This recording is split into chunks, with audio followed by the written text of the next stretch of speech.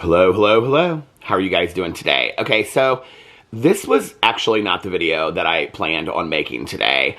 I have a list of like 7 drama videos that I want to make over here of things that I want to cover and give my commentary to.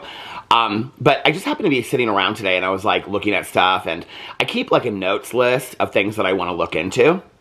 And I noticed a couple days ago, I think it was like 3 days ago, that Adam McIntyre had made a video response to Cody Co returning to the internet. And this was right before Christmas, and I was going into Christmas, so I had pre-filmed 2 Christmas rant videos over here. So I was like, you know what, I'll just wait until after Christmas, and then I'll look into it.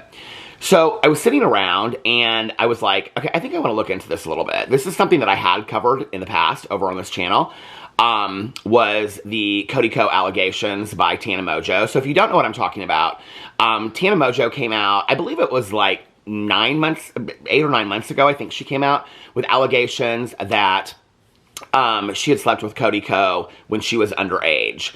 And Cody Co just kind of left the internet. He never addressed it. He has never come out and said anything about it. Around that time, sometime this summer, he actually did a DJing gig in Las Vegas, and that got a lot of coverage as well, because people were like, why are they giving this DJ gig to somebody that has these allegations? And on top of that, then it was caught that he like played the song Sorry by Justin Bieber. And so they kind of felt like that was very tongue-in-cheek against Tana Mojo and things like that. So anyway, when I covered it, so when I cover these topics, for me, it's not just to put out the drama, which I don't consider this drama whatsoever, but just to put out like the stories and stuff like that. I mean, sometimes when it's real lighthearted stuff. But for me, it's about looking at the whole story as a whole and kind of the motive, and I've said this for years and years and years, the motive of why people do what they do. And I'm not talking about the original incident. I mean, until he comes out and speaks about it, I don't know that we'll really ever know anything, right?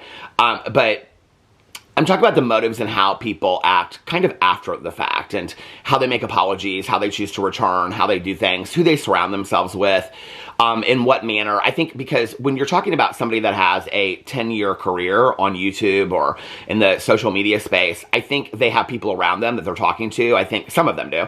And I think they think out very clearly how they're going to make their return to YouTube after they've been involved in a major scandal, when they should return, what that should look like. And I think it's all very, very contrived. And I've watched that happen, I mean, with almost every person that I've ever covered, whether it's a Jeffree Star apology or, you know, Trisha Paytas when she's gotten caught in a controversy and then she comes back and how she comes back, or Shane Dawson when he was, you know, during his supposed canceled period, when he comes back and how he responds to that. It's interesting to me how each person handles it differently. And I think it's really easy for us as viewers to look at that and kind of, you know, consider it all the gray hoodie apology like Laura Lee from back in the day. But that's not necessarily the case. How they handle it is different per each person. And when you look at their return, I think it's very cognizant of who they are as people and who they believe themselves to be. And it's always interesting to me when you see the ego, arrogance, and pride come out in these people, and what they will say and what they refuse to say on camera. So this was something that was interesting to me, because when I covered it with Tana Mojo back in the day, for me looking at the whole story, one of the reasons why it was so interesting to me was because I think it was a lot about the believability of the victim. And that's something that we talk a lot about, right? Like when we talk about James Charles and he, you know, had these victims, and that he referred to them as, you know, it's come out later and people will say things like, well, they apologized to him. Well, that doesn't take away the act, right? But it's the minimization of who, like the James Charles victims. It's minimizing what he did because they took some ownership over it, or said like, oh, I lied about my age or whatever, right? And so that just completely takes away anything from James Charles, which is exactly what James Charles wants to do with the situation, right? Or Colleen Ballinger and her victims. And, you know, people will say things like, well, it was a joke, or you didn't understand this, or you didn't understand that, when I fully believe that Colleen Ballinger understood everything that she was doing in the moment that she was doing it. I think Colleen Ballinger, I think this is like, we want to make excuses for people when it fits the excuse, but we don't want to look at the truth. You know, Colleen Ballinger did not get to where she got going on national tours, international tours, have a Netflix show, written books, things like that, have the subscriber count she had, lived where she lives, all that kind of stuff. She didn't have all of that because she didn't think through her choices. Colleen Ballinger is not somebody that just absent-mindedly ended up in a group chat at 3 o'clock in the morning talking to her fans, asking them inappropriate questions. That's just not the case. I mean, she thought through all of that and what she was doing. And I really believe in retrospect that a lot of that talk that she was doing with her audience was a way to build a rapport with them. And so she tried to get on their level. And to get on their level was to, what she thought, talk like how, you know, teenagers talk and things like that. With Tana Mojo and Cody Co, what was interesting to me about it was that I think that much like many incidents in our country and in our world, but specifically I think in the United States, there's so many incidents of, you know, sexual predatory or sexual misconduct allegations that are, you know, they are minimized because the victim is not a perfect victim. And that's what I said at the time with Tana Mojo. When I said that, I actually got quite a bit of backlash for that. When I said that, people were like, well, what do you mean that she's not like the perfect victim? And what I mean by that, and I watch a lot of true crime. I cover a lot of these shows. I just last night watched two true crime shows. And that discussion of the perfect victim is something that they talk a lot about in law enforcement and in, you know, criminal hearings and things like that. It's one of the reasons why, if you were going to go to court for a situation like that. And this is another thing, too, that always comes up in these conversations, right? That people will say, well, James Charles victims never filed charges. Or, you know, like Colleen Ballinger's victims never filed charges. Or Tana Mojo never filed charges. So, therefore, that means that it didn't happen. Or that means that it's lesser than, right? And I think that that's a misunderstanding of how the justice system works. In fact, we don't know that James Charles victims never did go to the police. We don't know that. We don't know that Colleen Ballinger's victims didn't go to the police. Maybe they did and the police chose not to do anything about it. We just don't know, you know? I can't tell you how many cases I've watched and covered where the victims on multiple occasions go to the police and because of lack of evidence or the believability of the victim, they choose not to follow through with it, you know? And I think that that's one of the things that we use as an excuse. Like, I get that every time I do a video about Colleen Ballinger, people will say, but really that serious and she'd be sitting in jail. That's not really, I mean, that's not how it works. Like, we don't have a perfect justice system in this country, you know?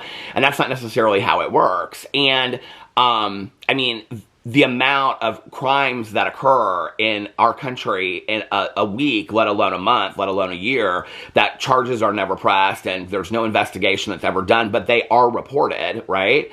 I think is probably, you know, upon the hundreds of thousands, if not millions a year, right? So to use that as a defense is to really minimize the story of the victim. What's interesting to me about the Tana Mojo story is that you have a young lady that has gotten very famous online for telling stories. You know, she started on YouTube as being a storytelling channel where she would tell these stories about, you know, what had happened to her in her past and things that were happening to her currently.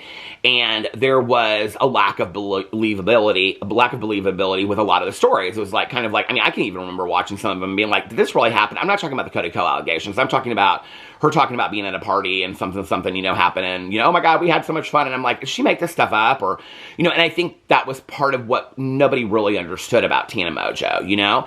And then, you know, she was, you know, a beautiful young lady that got very famous online and partied a lot with her friends and, you know, would show herself like smoking and all this kind of stuff, smoking weed and drinking online and partying, all this kind of stuff. And then on top of that, then you have the whole, like, fake marriage whole situation with Jake Paul, okay? This whole concocted marriage thing. And the reason why I bring this up is I think that this feeds into all of the believability of Tana Mojo. You have this whole storyline with Jake Paul where they basically faked this marriage, you know, sold for people to watch the wedding and things like that to find out that none of it was true to begin with. I think we knew that, right? And this is where a lot of people will be like, well, who really believes that Jake Paul and Tana Mojo got married? Well, I can tell you at least one person out there did, right? And I can tell you at least a couple people out there bought tickets to watch the wedding. And people were buying into the whole storyline of that because people were like, is it true? Is it not true? Well, that also feeds into a lot of the believability of Tana Mojo, right? I don't think it's a far stretch for anybody that went to high school in the United States or anybody that had young female friends that, you know, were in high school and then later in college or got out of high school and started working or went to bars when they were in their early 20s, that Tana Mojo's story is actually really rather normal. It's not bizarre that this would happen. I mean, I can't tell you how many friends of mine, when I was younger, female friends of mine, were, you know, coerced and manipulated by older people when they were Tana Mojo's age at that time, you know? And then later when they would tell their stories, people would be, I mean, this is very much, it reminds me very much of the generation of like the 50s, 60s, and 70s of like, well, what were you wearing? And I've told this story before, and I believe I actually told it when I covered the Cody Co situation originally and talked about Tana Mojo is not the perfect victim. I mean, this is why attorneys, like when I talk about the perfect victim, this is why attorneys, like if you went to court, like I was saying, about a situation like this, your attorney would tell you to dress. I mean, we make jokes about the word demure today, but that is a word that an attorney would use to tell you how to dress going to court. You know, dress very demure, wear very, you know, an outfit that covers a lot of your skin, wear your hair back in a ponytail. These are things that attorneys, male and female attorneys, would tell, that ask them, would tell you to go into a courtroom to present in a certain way, right? Because if you went into a courtroom and you were wearing a low-cut dress and whatever, then the jury or the judge or the other people in the courtroom might think a certain way. And that's a sad sentiment in our society. That goes back to, like I said, the 50s, 60s, and 70s of, well, they deserved it kind of mentality. And I've told this story a lot. When my mom was, I believe she was like 13 or 14 years old, and she was in her bedroom changing one night. And my mom graduated in high school in 1961. So this would have been like 56, 57, 58, something like that. And there were boys that were looking in her room as my mom was changing. And so she like got her stepfather, and her stepfather went outside like with a shotgun and all this kind of stuff. When the police came, the police asked my mom, like with my stepfather and my grandmother, or my step-grandfather and my grandmother in the room, asked my mom questions. I mean, she would tell this story her entire life. My mom passed away in 2008 at 64. She told the story her entire life. The police asked my mom questions like, what kind of clothes do you wear when you go to school? Do you wear tight-fitting sweaters to entice the boys? Was there a reason why they were looking through their window? Like, did you ask them to come to your window and look through it? It was all victim blaming on my mother. Well, that was at 13 or 14 years old. My mom passed away at 64. This was something that she carried with her in her entire life. And I've shared this in a lot of videos in my vlog. You can go back and fact check this. My mom got sober at 51 years old. Not until after she got sober did my mom feel comfortable wearing like V-neck t-shirts and things that showed cleavage. She was very uncomfortable about it. She always felt that men were looking at her chest her entire life. She always felt that way. And so when you are built into kind of like a societal idea or ideology that the victim is to blame for a situation like that, victims are less likely to speak up. And I think that goes into this whole story, and this is very important. And so when I first covered the Cody Co situation, the believability of Tana Mojo for me was what was really interesting, because I think that, you know, I have covered Tana Mojo extensively in the past over here, and I've had my issues with Tana Mojo in the past and things that she's done. I don't think that that makes it any more difficult for me to step back and say, okay, this is a different situation. This is a different situation, and Tana Mojo deserves to be treated appropriately in this situation. Like, to bring all this into it and go, and I think that this is why a lot of victims don't, you know? I think it's why, I mean, I can remember, you know, years and years and years ago, the laws changing about, like, if you're in a party and somebody overdoses, like, this is why people were dying left and right. It's like, if you called the police, and everybody at the party would be arrested. And they started changing those laws because they wanted people to feel free that they could call the police if somebody was overdosing at a party. People are still afraid to do that. You know, it's this stigma that is attached to what a person looks like or how they perform or what they do, right? That we can't in a situation say, well, because Tana Mojo is this beautiful young lady, or because she wears certain clothes, or because she posts pictures like that, she still didn't deserve what happened to her, right? Like, you know, if Tana Mojo were sitting in front of me, what I would say to Tana Mojo is, I'm sorry this happened to you. You didn't deserve this. You know, I think we have a hard time, I think, differentiating the different parts of all stories, and so we want to just lump it all together. So when I saw that Adam McIntyre had posted this video, and then I got sent it by a couple people, but not that many, honestly, I was like, I want to look into this. But like I said, it was before Christmas, so I was like, I'll wait till after Christmas. Now, when I watch a video, so I looked, and I was like, did Cody Co release a video? Because Adam McIntyre's video is called Cody Co Returns to the Internet. So I started looking through, I think I just searched on YouTube Cody Co's name, and his video came up, and Cody Co's video is called 34 miles, and it's on his Cody Trains channel, which is one of his lesser channels. The channel has 272,000 subscribers in comparison to his other channels that have like 6 million subscribers and are getting like hundreds of thousands, if not millions of views a video. Okay, so this is his channel where he trains for marathons and things like that. If you go in and you look at his videos, his newest video, 34 miles, which came out 3 days ago, is where he's talking about training for a marathon called Ultra. His last video is from 6 months ago. That's important. It's called our $50,000 Ultra Marathon.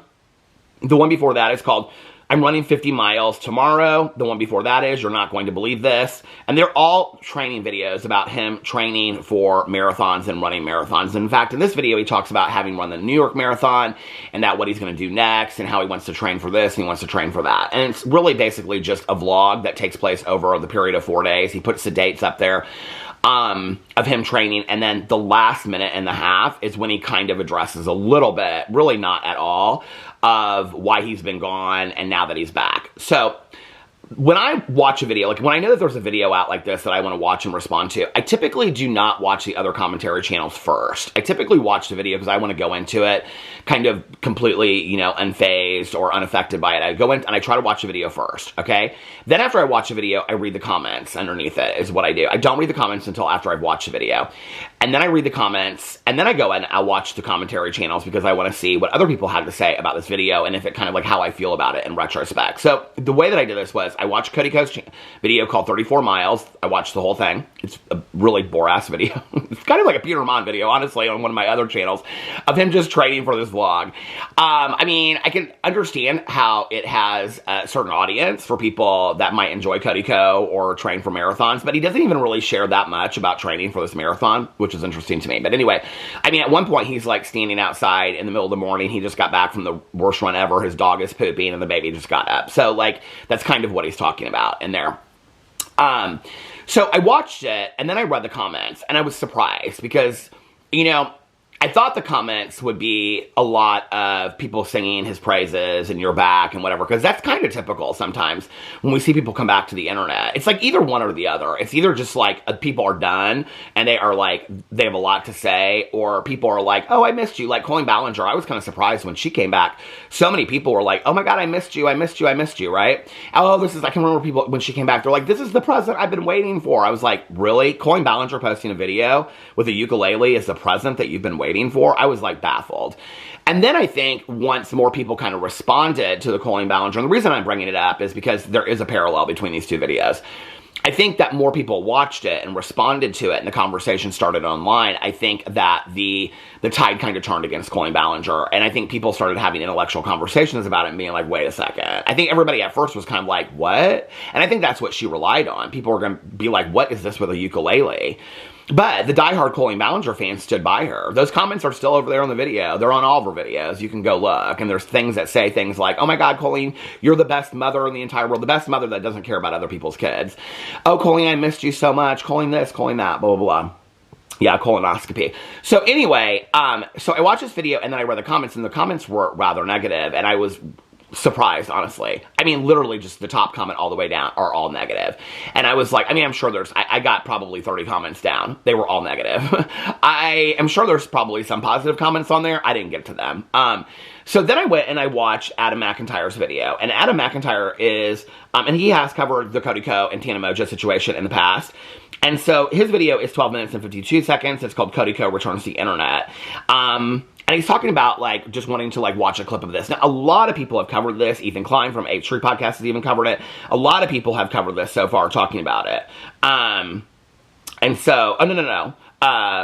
Yes, so actually, Ethan Klein did a video called Cody Co announced his return to YouTube. But a lot of commentary channels have covered this. Now, I went in and I watched, like, 2 other videos. It was basically the same commentary as Adam McIntyre, of just, like, kind of explaining things. So one of the things that Adam McIntyre talks about in his video, which I think is important, is that Cody Co is returning to his channel. Now, he has 3 channels, I believe, okay? That he's coming back to his channel right before the 6-month mark. That his previous video on this channel, hold on just a second, let me pull the channel up again. His video that he just posted, 34 miles, is from 3 days ago. His last video is from 6 months ago. So Adam in his video talks about the whole idea that if your channel is inactive for 6 months, that YouTube partner can take away your your status and partner program, which basically means that you can't make any money, that your channel could be demonetized. Well, so this is the thing about that, okay? And I actually went in and I wanted to just like get the facts. So I went in and I Google searched, can you get kicked out of the YouTube partner program for not posting a video for 6 months? Came up, it said, yes, according to YouTube's policies, a channel can be removed from the YouTube partner program. It can be. It doesn't mean it will be. Can be removed from the YouTube partner program if it remains inactive for 6 months or more, meaning no new videos are uploaded or community posts are made within that time frame. Essentially, YouTube reserves the right to disable monetization on such channels due to inactivity. The other thing that's important to note about this, and this is where he's probably still getting views on those channels and still getting paid for views from past videos, is that you have to maintain. So to get into the partner program to monetize your channel, you have to have 1,000 subscribers and 4,000 watch hours. So the other thing that you have to do in that 6 months period, which a channel that has over 200,000, he's not at risk of getting down to 1,000 subscribers, or maybe, I don't know. But he would have to maintain 4,000 watch hours to stay monetized as well. So it's not just the inactivity of it. I actually, until I read this, didn't realize that a community post would be enough, that you could just post a community post and that would be activity on your channel. The reason why they do that, okay, this is why like so many like channels, like if you haven't watched a YouTube video on your YouTube account in 6 months, they will many times disable your account. It's not just about like the YouTube partner program. That YouTube goes in all the time and cleans up inactive accounts, okay? And so like if people haven't watched their watched off of their channel, like if the YouTube channel that you're watching off of right now, when you sign in to Google or to YouTube to watch this channel, when you sign into it, if you didn't watch a video over here for 6 months, YouTube would probably get rid of your channel. They would see it as an active channel. It's why when people buy subscribers and then they get all these subscribers that are like fake channels, okay? And then those channels are inactive for 6 months. They have to keep on buying subscribers, or, they'll go under, huge amounts like, 600,000 to $5.99 or, 700,000 to $6.99, things like that. They have to continue to buy fake followers or it's not going to work. So Adam speculates in his video that the reason they came back was to stay in the partner program. I'm not sure I completely disagree with that. I think that's probably true. Adam then goes and looks at his other channels and sees that we're at about the 5 month mark, and that at 5 months, so we're about a month out from him coming back and having to make videos in those channels. The other channels speculate about that as well, the commentary channels that discuss this. I believe that's probably true. The thing is that Cody Co can make this video and he cannot post again for another 6 months and he's fine if he wants to. Cody Co with his sponsorships and the money he's made over 3 channels, I think we live in a world too, I think a lot of people don't think about this, and in 2024, we've learned a lot since when I started in 2016, and even people at that point that were like big YouTubers, big influencers were learning this, that it's important to have other forms of income. And so a lot of people at that point, like I remember, when it came out that people were owning apartment buildings and things like that. I think a lot of these people do. I think a lot of these people have bought real estate, Airbnbs, rental apartments. I think they invested in other businesses because they got a lot of money very quickly. And so they had a huge surplus of savings, and a lot of them were not just spending left and right. So most of them own their homes outright. Most of them have investments in other businesses. Most of them have things like that, which was smart from a business point of view. I mean, before that, we would hear people that couldn't pay their taxes because they didn't save any of their YouTube money. Okay, and I think that was a turning point. So do I think that Cody Co could be gone for 6 months and be financially stable? I think Cody Co could probably leave the internet and be financially stable with the money that he's made. He probably has so many other investments and other things that he doesn't need the YouTube. But he doesn't want to lose his status of being able to come back, okay? Or what he would have to do is he would have to post enough videos and reapply to the partner program. Now, he could post one video and probably get 4,000 watch hours, okay? So for example, 4,000 watch hours, this is what I mean by that because people get confused. So his video is 21 minutes and 31 seconds. So as many people that watch that would add up. So, and just because it's 21 minutes and 31 seconds does not mean that that's what people watch. His average watch time may be 5 or 10 minutes on there. It's right. Usually your average watch time is about a half or a fourth of what your video is, unless people are watching all the way through. Like my vlog channel is crazy. Like if I post like an hour and a half vlog over there, my average watch time is like an hour and 10 minutes. It's crazy. But on other videos, if you're posting like a 20-minute video, your average watch time might be, I mean, for me, if I was a Cody Co like fan, which I'm not, I would have dipped out of this video in about 5 minutes. It's boring. And I wouldn't have thought that he was going to come out at the very last minute and a half and address any kind of apology or say anything. And it's not an apology video. Just let's make that clear. It's not an apology video. So if his watch time, let's be fair and say it's 10 minutes on here. I mean, he could post one video and get the 4,000 hour watch time, hours required to continue to stay in the partner program. Do I think that's what he's doing? Yeah, I think they're all right. I think Adam McIntyre and all the other people are correct about that he's doing that to save his business in case he wants to come back to YouTube. I don't think that he probably will come back and start posting again regularly. I think this is him testing the waters, number one. Colleen Ballinger tested the waters, took a little bit of a break, and then came back and started vlogging again. Just vlog. I'm not entirely sure that Colleen Ballinger didn't need the money. I don't know that she's made as smart of investments as other people because she posts so much. These other people, I think, are a little bit smarter financially, and I think that that's why they can take more time off. But, you know, Cody doesn't know, maybe I do want to come back to these channels, so to post a video here and there. The thing is this.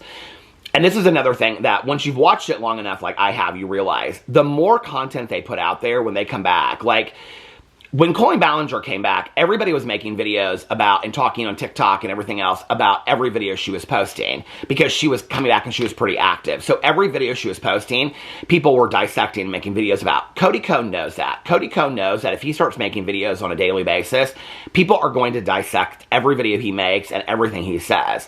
He'll probably put a video out and maybe in 2 weeks come back with another video. And it'll probably be on another channel. So I watched this video. Now, a lot of people in the comments section were speculating that he came back and apologized and blah, blah, blah. I didn't necessarily hear that, okay? So the entire video, the entire 21 minutes and 31 seconds is about him training for this ultra marathon. Then at the end of it, he shows himself like running for his birthday and all this kind of stuff, and his family ran with him and he completed it. And then at the very end is him sitting down in like his filming room, his computer, and talking about what his next plan is, okay? And his next plan is that he's gonna, you know, train for this. It's the one thing he's always wanted to do, blah, blah, blah, all this kind of stuff, and the trainings have to go along with that. And then in like the last, I actually looked, so it's at the 20-minute mark, right at like the 20-minute mark. So you're talking like the last minute and 31 seconds. I was like, how very Daniel Prada of you, and the Colleen Ballinger apology that you come back in the last 6 seconds or 6 minutes or whatever, you come back and you address the Colleen Ballinger thing, and then, you know, that's what the video is about. But in the last minute and a half, which, by the way, can we just say that if you were going to come out and you really were authentic, okay, about addressing the situation, you wouldn't stick it at the last minute and a half. You would put it at the very beginning because you know that's what people are coming there for, right? And by the reading of the comments, the majority of people are wanting to hear what he has to say. So he sticks it at the very last minute and a half, which, again, okay, is a money-making scheme because it's like, I'm going to put that at the very end of your video, and then that way I'm going to get people to wait till the very end because then people, like, people online are going to be talking about it. Oh, at the 20-minute mark, like I just did, he actually comes out and addresses some shit, blah, blah, blah, whatever, and then they'll watch the whole video, okay? That's also another tactic of making a lot of money to get his watch time up, things like that, okay? What he comes out and says is basically like something to the effect of, I should have written it down, but I didn't. Basically like, I know you guys notice I haven't been around for a while, blah, blah, blah, whatever. He says nothing to that, okay? People are saying that he like forgave people on there. I don't know where they heard that. That's not what I heard. What he says on there is that, you know, this video is going to stop in just a second before it does. Let me, hold on a second.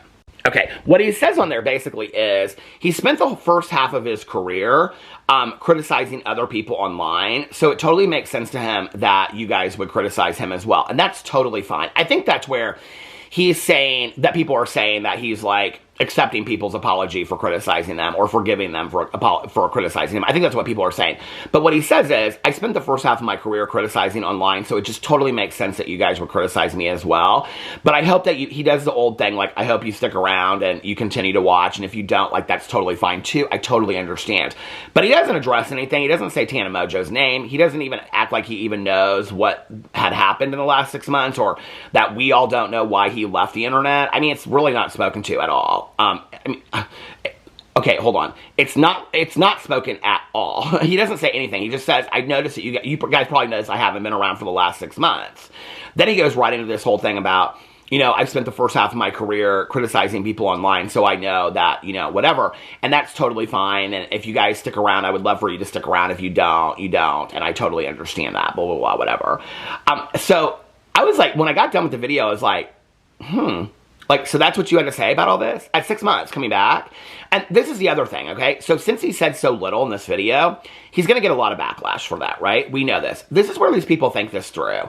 This is where every move they make is very contrived. And I think that, you know, people don't think that they move this way, right? It's like every move that they make is very contrived. I've had them tell me this in the past, you know, like, oh, in retrospect, I knew that I was going to do that, blah, blah, blah, whatever. I was going to put out this apology video, and I waited till this date to post it because it'll get less views to put it on this channel. One of the reasons he may be posted, because people are like, are you testing out the waters on this channel? I think my belief of looking at it as somebody that has covered this for 8 years is two things.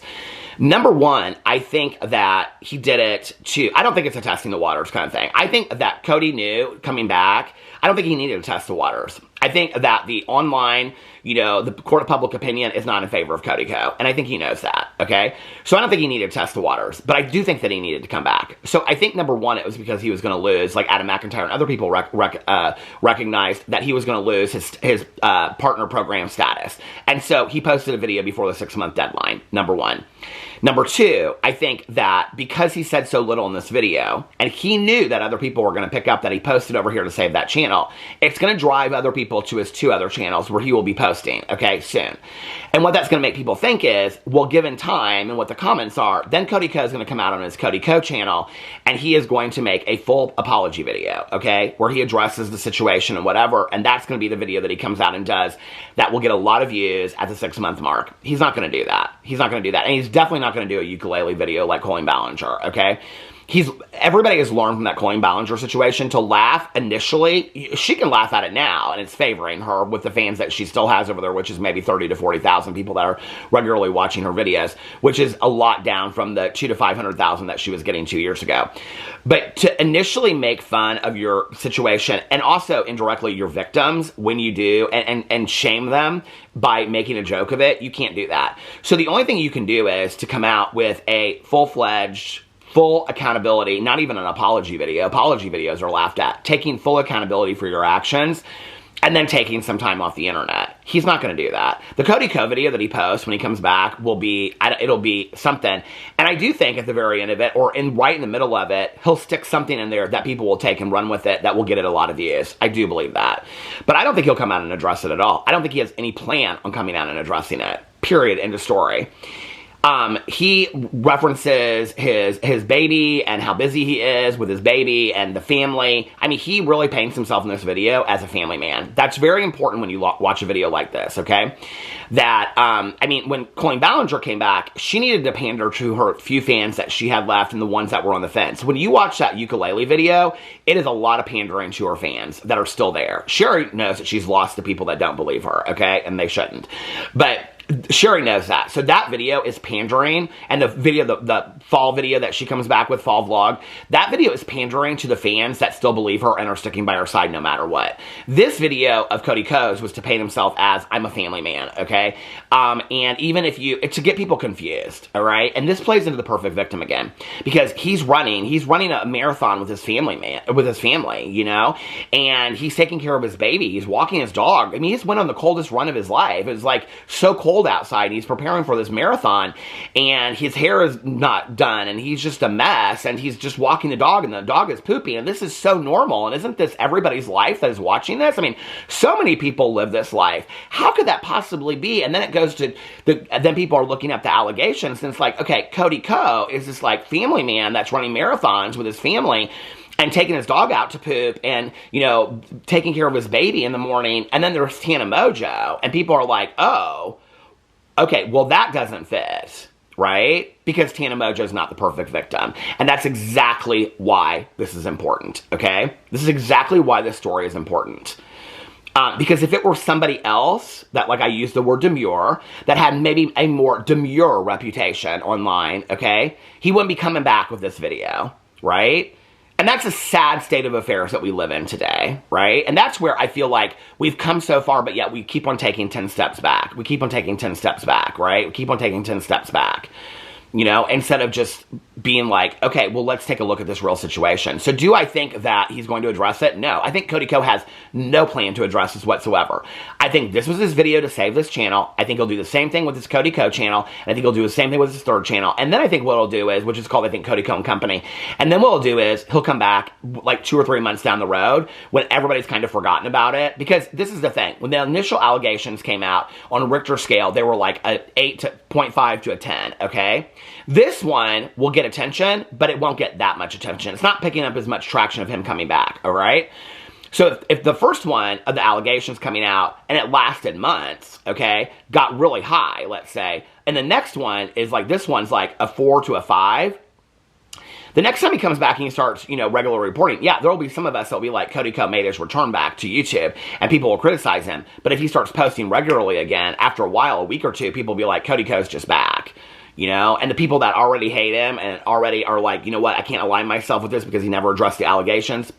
And because of the allegations, they'll just leave. He knows he's already lost those people. So he's going to hold on to the fans that he does have. And he'll start posting regularly again like Colleen Ballinger did, okay? When I talk about Colleen Ballinger and the comeback of Colleen Ballinger, part of her comeback is posting videos every day. That's sustainable income that she's getting. Even if she's only getting 40,000 views a day on a video, 40,000 views daily, okay, on a channel that she's probably getting, those are super fans of hers that are sticking around, okay? If her videos are a half an hour long, her watch time is probably high because those are super fans watching it, which means they're probably watching the majority of that. So she's getting high clicks and high ads off of those videos. Colleen Ballinger is still doing financially well, okay? So, I mean, I don't think she was, but I think that's why she came back and she started posting so regularly. I don't know that Colleen Ballinger's channel is going to be anywhere where it was a year from now. I think people are losing interest. So it'll be interesting. But I don't believe that Cody Co will ever come out and address this. I don't think he'll ever get on video. I don't think he'll ever do a podcast interview. I don't think this is his plan. I think his plan is to keep it moving, keep it moving, keep it moving. That's what I think he'll do. And I think they're absolutely 100% right. I think the real story is, why did he come back and post on his channel? And I think it's a real simple reason. I mean, when you watch the vlog is collected vlogs from November. It's like the 10th of November, the 12th of November, then it's his birthday and he runs the marathon, and then it's after. I mean, he has been collecting footage for this vlog for the last month and a half, the last 6 weeks. So now he just posted it now. I mean, that's not consistent with this channel. I went in and looked of what he does over there. So he's just been trying to figure out the right time. And the right time was right before Christmas, you know, and I'm going to get this out. And this will be the last video that I post, maybe for the year. I don't know. Maybe he'll come out and post one other video, but I doubt it, you know, to save the channel and then go into this channel. That we've cleaned up that mess on this channel for 2024, and then we'll see what he does another 2 months with Cody Co. He might come out next week and post another video on those other 2 channels and just be like, I'm just cleaning up this mess now, and then I can come back in 3 months and everybody will kind of forgotten about it. I think that's what he's thinking, right? I think that's what he's thinking, is that everybody will kind of move on and forgotten about this. There'll be a new scandal, people will be focused on that, and nobody's going to be paying attention to me anymore. And also, I think he'll get to the point where he's like, and you know what? I can just settle with not getting the views I was getting before and just being, you know, doing what I'm doing. Like I said, like, and Adam said in his video, these people make a ton of money. Like, they can take 6 months off and it's not going to hurt their bank account at all. Plus, I have to believe somebody like Cody Co has other investments as well. So I think this was just really saving the channels because he doesn't know what he wants to do with them in the future, but he doesn't want to destroy them. So he's got to post videos on them, right? But do I think that he's going to come out and address the whole situation? No, I don't think that's going to ever happen. I think there's too many people today that don't address situations that they taught that you don't have to. I think we went through a period of time where everybody was like forced in this position where they came out and they had to, you know? I mean, people like really minimize the prominence of Michaela Nogueira. Okay, when Michaela Nogueira came out, and I know Michaela Nogueira, I mean, it's like Michaela Nogueira, Cody Co, like Colleen Ballinger, when Michaela Nogueira was part of Lashgate, and if you guys don't know what I'm talking about, Michaela Nogueira, she did a review of this mascara, okay? But in it, she put on false lashes and, like, skipped to that part. And so it made them look like they were fuller than they were, okay? But she didn't say that she had fake lashes on it. It was what was referred to as Lashgate. She has yet to come out and address it. She came back and she made jokes about it. Her next video back was a Valentine's Day video or TikTok, and she said, let's all address the elephant in the room, okay? But then she went into making some joke about Valentine's Day. The response that she got from that was unbothered queen. Her entire TikTok was flooded by, I love an unbothered queen. I love an unbothered queen, okay? Well, Cody Co's not going to get that on allegations of sexual predatorial misconduct, okay? He's not going to get unbothered queen or unbothered king. He's not going to get that, okay? I mean, there might be a few good old boys out there that side with Cody Co, but I don't think the majority of people are going to be like unbothered queen. And we're not talking about lashes or mascara, okay? We're talking about very serious situations. I mean, that was the beauty industry, but it's nothing on the level of that. Okay, it's apples to oranges, right? But what I think Michaela did at that time, okay, which was huge, which was on any allegation across the board, you don't have to come out and address it. She didn't, and she kept it moving, and she did save her career. Her career's just gotten bigger from that, okay? And I know people are going to be like, well, it's completely two different situations, like I said. It's these horrible allegations versus Lashgate. You're 100% correct, okay? But the sentiment and the times they are changing was that 5 years ago, you had to address everything, okay? From I covered it. From bad meet and greets, to people rolling their eyes like Patrick started meet and greet, to palette fails, to the lipsticks with Jaclyn Hill, to James Charles, allegations with it. You had to address everything. We don't live in that world today. People don't address much of anything at all. And they've learned that they don't have to. And they can keep some semblance of a career, okay? I think it's important when we talk about this to remember when I say the comparison, Colleen Ballinger has never come out and made an apology video to her victims as of yet, okay? And we're talking a year and a half out. She has never once come out and made an apology to any of her victims, an authentic apology. And she is still posting, getting quite a few views, maybe not for her channel, but for somebody's channel. She's getting quite a few views, sustainable income over on her channel, okay? So she is still able to have some sense of a career. Do I think her career is dying compared to what it was before? Absolutely. Do I think it'll ever look like it did before? No, I don't. But do I think she's able to keep some semblance of a career? 100%.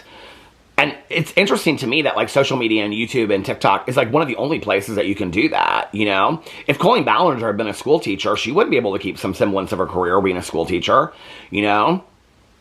If Cody Co had done this and, he worked in some other businesses and this came out, if he was an executive, that would affect his job. It's interesting to me that social media that gets the most attention is one of the only places that you can kind of keep your job to some degree, you know what I mean? But anyway, it will be interesting to see what happens moving forward. It'll be interesting to see if Tana Mojo comes out and speaks about this. Yeah, and to see what unfolds in the months to come. Anyway, let me know what you think in the comment section below. I love you guys, and I will see you tomorrow. Bye.